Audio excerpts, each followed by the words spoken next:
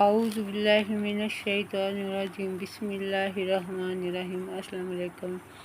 اے لوگوں، میں آپ کو بالوں کے لیے ایک وظیفہ بتا رہی ہوں کہ جو خواتین بالوں کی وجہ سے پریشان ہیں اور ان کے بالوں میں جان نہیں ہے، کیونکہ بال عورت کے حسن کو چار چاند لگا دیتے ہیں اور عورت کا اصل حسن بال ہی ہیں۔ یہ وظیفہ ان خواتین کے لیے ہے جن کے بال کھردرے اور سخت اور چھوٹے ہوتے ہیں۔ آپ اس وظیفے کو پڑھ کے دیکھیں، اس کا کمال آپ خود دیکھ لیں گے۔ سب سے پہلے آپ نے باوضو ہو کے 11 بار درود پاک پڑھ کے درود ابراہیم پڑھنا ہے۔ پھر آپ نے 21 بار آیت الکرسی پڑھنی ہے اور پھر آپ نے 11 دفعہ درود ابراہیم پڑھ کے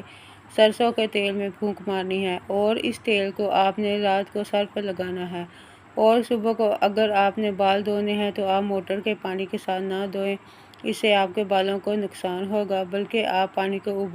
ابالا دے کر ٹھنڈا کر لیں تاکہ اس میں موجود جراثیم مر جائیں جو کہ بالوں کو ڈیمیج کرتے ہیں،